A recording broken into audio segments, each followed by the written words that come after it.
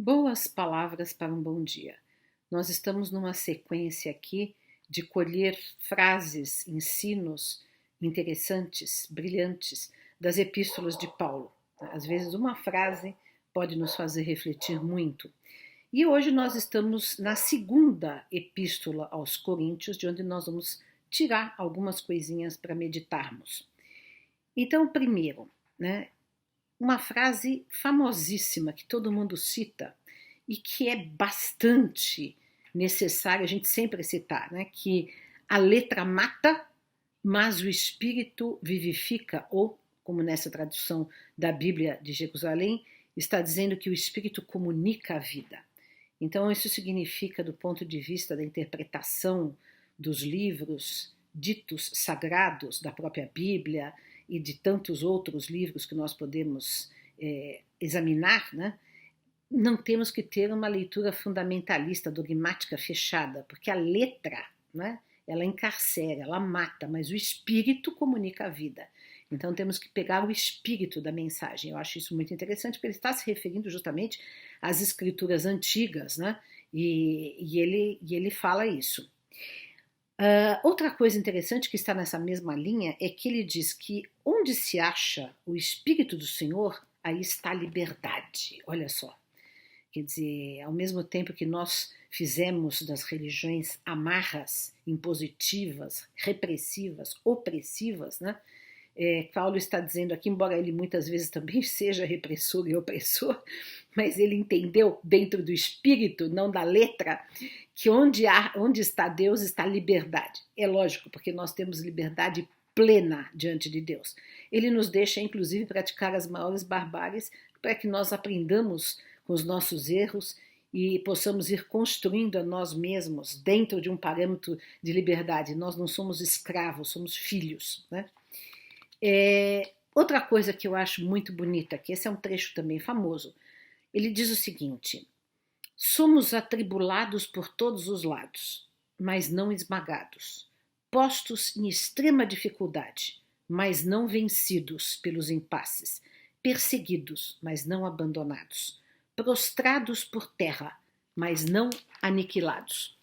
Porque ele disse: não olhamos para as coisas que se veem, mas para as que não se veem, pois o que se vê é transitório, mas o que não se vê é eterno.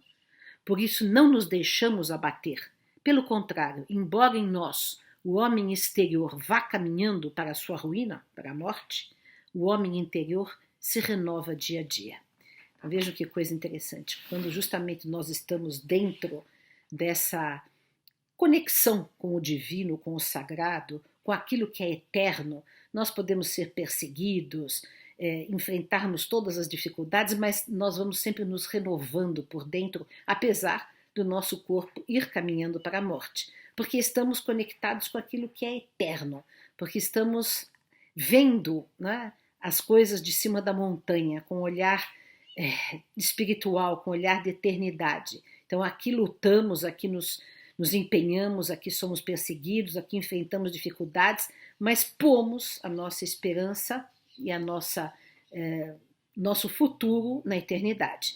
Essa é a ideia fundamental que o Paulo está defendendo aqui, que, digamos assim, é a ideia básica do cristianismo, que nos acena com uma possibilidade de transcendência e, portanto, nos conforta dos desconfortos da vida, nos fortalece diante das grandes dificuldades que nós enfrentamos. Ele vai mais longe, que ele sugere: recomendamo-vos por grande perseverança nas tribulações, nas necessidades, nas angústias, nos açoites, nas prisões, nas desordens, nas fadigas, nas vigílias, nos jejuns, pela pureza, pela ciência, pela paciência, pela bondade, por um Espírito Santo, pelo amor sem fingimento, pela palavra da verdade, pelo poder de Deus, pelas armas ofensivas e defensivas da justiça, na glória e no desprezo, na boa e na má fama, tidos como impostores e não obstante verídicos, como desconhecidos e não obstante conhecidos, como moribundos e não obstante Eis que vivemos como punidos e não obstante livres da morte, como tristes e não obstante sempre alegres, como indigentes, não obstante enriquecendo a muitos, como nada tendo, embora tudo possuamos.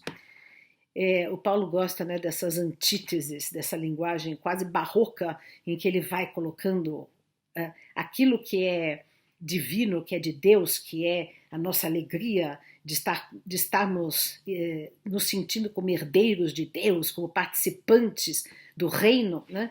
E as contrariedades, os açoites, as dificuldades, as tristezas, as perseguições, as calúnias que enfrentamos na terra. Né? Isso não quer dizer necessariamente que ele está fazendo uma apologia do sofrimento. É que ele passou por tudo isso, né? Por açoites, prisões, fome, perseguições, calúnias, enfim. Então ele está dando aquele testemunho dizendo que apesar disso, apesar de ter enfrentado toda esses horrores, né, e essas perseguições, essas dores, ele conseguiu manter alegria, né? Depois ele vai dizer numa outra epístola, né? Venci, lutei o bom combate e venci, né? Ou seja, porque ele conseguiu se sobrepor e realizar a tarefa que lhe estava confiada por Jesus. Então vejam, esses trechos podem nos animar, nos confortar nesse momento em que tantas tribulações nos acometem. Não significa que nos devamos conformar com as injustiças e nem que devamos nos alienar das crises, dos problemas e das dificuldades, porque outros seres humanos estejam passando, e são muitas as dificuldades, e a nossa compaixão e a nossa indignação devem estar sempre acesas, presentes, atuantes, mas temos que sempre a perspectiva da eternidade, a conexão com o divino, que podem nos confortar e que pode, digamos assim, nos dar forças e serenidade para singrar este momento terrível que nós atravessamos no mundo e no Brasil principalmente. Então, fiquem aqui com essas reflexões paulinas. Essas foram as nossas boas palavras para um bom dia.